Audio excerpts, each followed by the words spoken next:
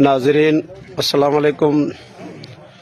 जी अॼु कोई ॾींहं में ॾुख ईंदड़ हिकिड़ो वाक़ियो थियो आहे जंहिंमें सोशल वर्कर हुजे, इंसान ज़ात जी ख़िदमत कंदड़ हुजे, हर उन इंसान जी अखि आली आहे जेको कंबर शहर में पंहिंजे बिरादरी जे मामले में तकरार में शहीद थियो आहे, बेगुनाह शहीद थियल आहे।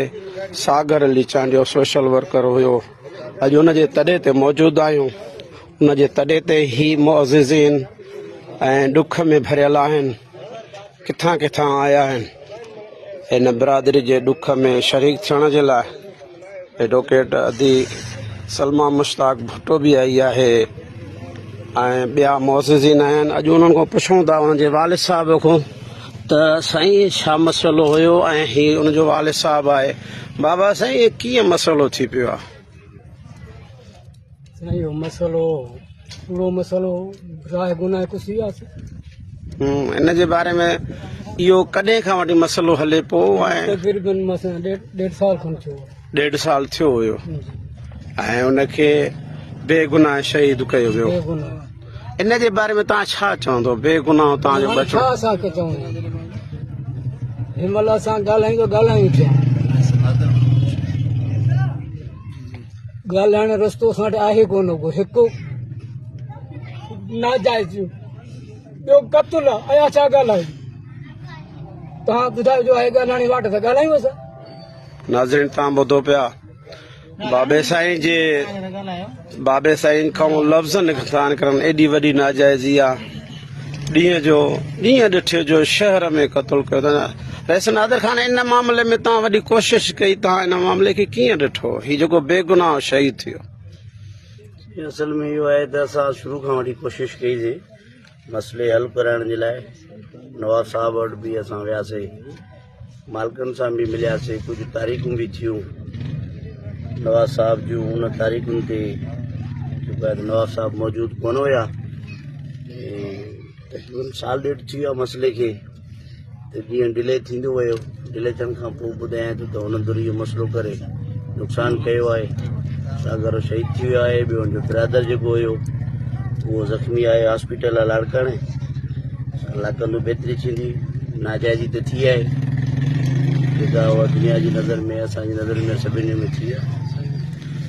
नाज़रीन गिरामी, अॼु तॾे ते ॾुख में भरियल आहे। हर इंसान पाण ॾिसो पिया, असां सां गॾु असांजे बिरादरी जो मुअज़्ज़िज़ मुअतबर मीर हुसाम खान चांडियो साहिबु वेठो आहे, जेके हर वक़्तु कोशिशि कंदा आहिनि त बिरादरी जे लाइ भलाई थिए, फ़ैसिला थियनि। साईं इन मामलात खे तव्हां कीअं था ॾिसो? हीअ नौजवान क़त्ल थियणु, सिंध जो असासो खसणु, इहा का वॾी साज़िश आहे बदअमनी जे हवाले सां ऐं ही शहादतुनि जे हवाले सां। इनखे कीअं था ॾिसो तव्हां? साईं सभ खां पहिरियों त ॻाल्हि इहा आहे त हिकु इंसान जो क़त्ल सॼी इंसानियत जो क़त्ल आहे। जो एॾी अगरि जे नाहक हिकिड़ो क़त्ल थिए त हुन लाइ हर को सोगवार आहे। असांखे बि ख़बर पई, आयासीं, मामिलो सभिनि ॾाढो खे बि ख़बर आहे। वालिद साहिब जन बि वेठा आहिनि असां सां, बल्कि बिरादरी न ॿाहिरनि वांगुरु हुयो। असां हुनखे ईअं ॾिसंदा हुआसीं। बाक़ी हाणे मसइलो बिल्कुलु आहे, जेके ॻाल्हियूं हिते ॿुधियूंसीं सभु संगत कई। अलाह कंदो हुन सां इंसाफ़ु थींदो, क़त्ल सां इंसाफ़ु थींदो। अलाह कंदो बहितर थींदो।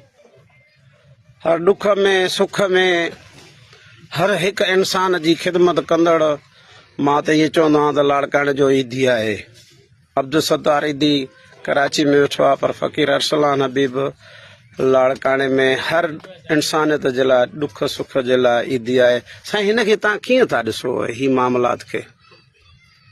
बिस्मिल्लाहिर्रहमानिर्रहीम। सभ खां पहिरीं त ही जॾहिं सुबुह सां फेसबुक खोलियो ऐं ख़बर साम्हूं आई त यकीन कयो सॼी घर में जेको असांजे में फैमिली में हिकिड़ो सोगवार माहौल थी वियो।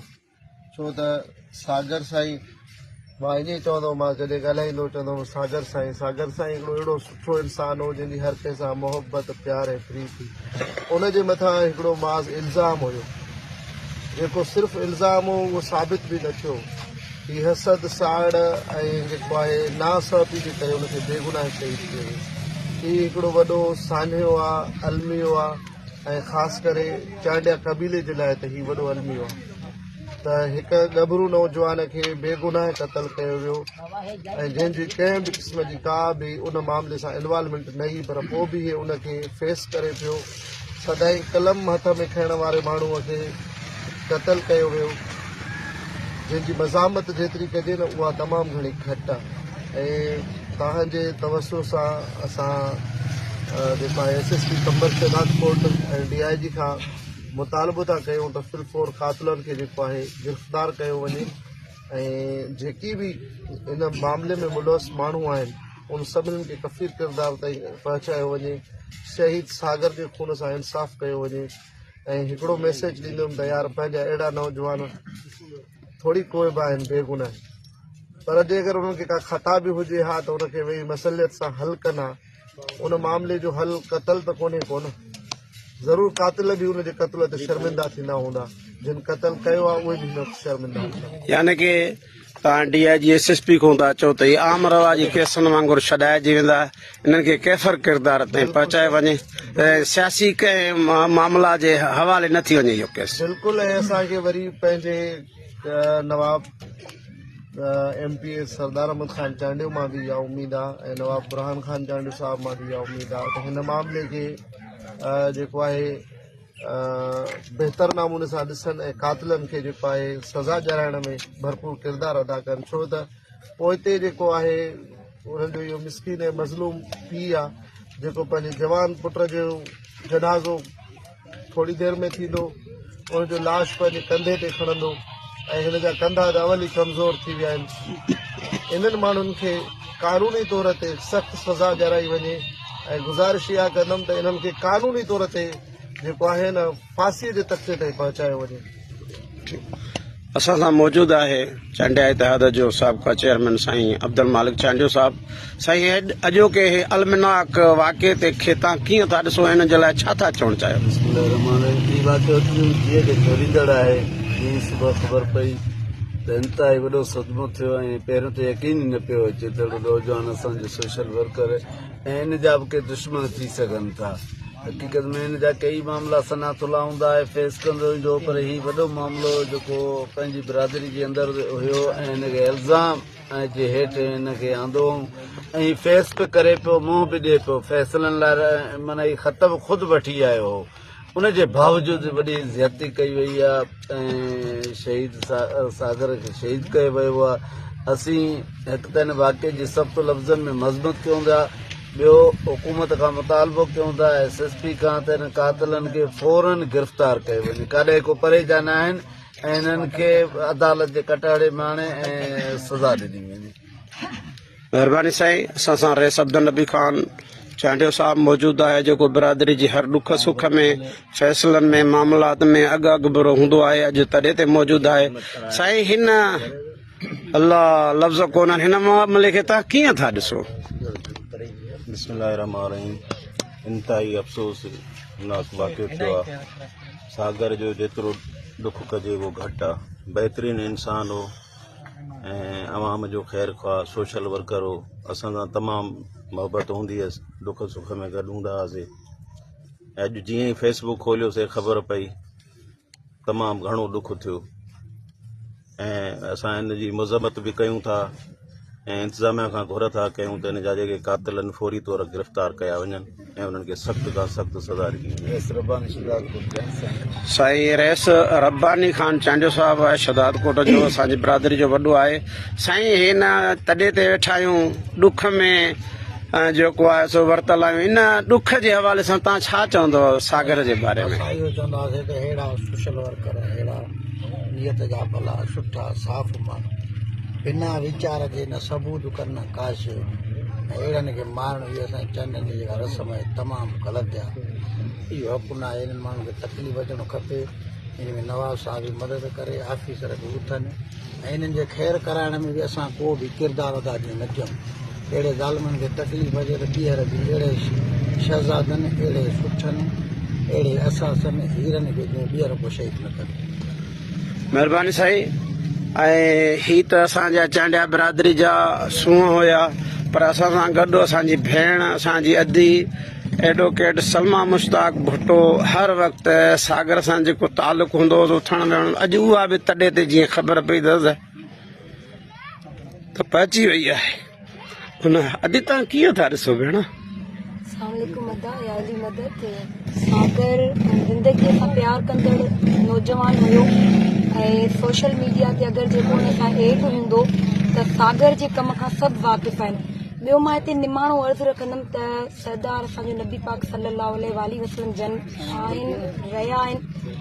सरदार चांडियो साहिब जन खे मुंहिंजो अर्ज़ु आहे त पंहिंजी क़ौम ते कम से कम तव्हांजो शफ़क़त भरियो हथ हुजे, जो तव्हांजा जेके चांडिया कम्यूनिटी आहे उहे तव्हांजे बिना को ग़लति कमु न कनि। हेॾो वॾो प्यारो माण्हू उन्हनि मारे छॾियो निंदण को करे, जंहिंजा यकीन कयो अल्लाह गवाए 4 गुलाब जा गुल ॿचड़ा जेके हाणे मां ॾिसी आई आहियां, उन्हनि खे त इहा बि ख़बर न आहे त असांजे घर में थियो छा आहे। उहो नंढड़ो मूंखे हर हर चुंबड़ी पुछे पियो त बाजी तव्हां बाबा जी भेण आहियो न? मूं चयो जी। बाबा खे छा थियो आहे? सभु चवनि था सुतो पियो आहे, तबियत। मां ॾुख सां चवां थी नौजवाननि खे हरू भरू मसइलनि में उलझायो वञे थो। SSP असांजा भत्ता वठण में पूरा आहिनि ऐं ॼाणे वाणे नौजवाननि खे उलझायो वञे थो त जीअं ॾिसो न, उहो सम्झनि था त सिंध तरक़ी कंदी त मसइला ख़तम थींदा। मां सम्झां थी दुनिया जो सभिनी खां वॾो भार अॼु जेको आहे सागर चांडियो जो पीउ पंहिंजे कुल्हे ते खणण वारो जवान औलाद जा जनाज़ा खणाइजनि। मां ॾुख सां चवां थी, मां वरी बि अर्ज़ु ॿधी तव्हांखे कयां थी त ख़ुदारा हे असांजूं झोलियूं आहिनि, असां न्याणियूं आहियूं, असांखे ॾिसो अंबड़ियुनि जूं झोलियूं था तव्हां ख़ाली कयो।